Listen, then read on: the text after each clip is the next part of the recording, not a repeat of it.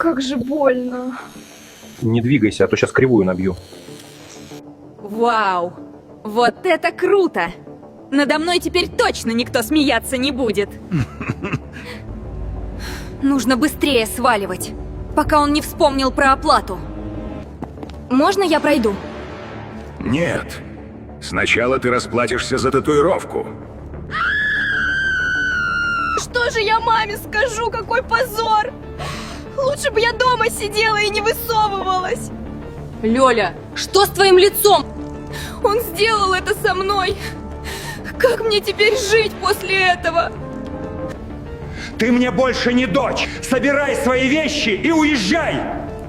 Уезжай! И чтобы больше я тебя тут не видел! Иди куда хочешь! У меня же совсем нет денег. Куда я пойду? Что же мне делать дальше? Лёля,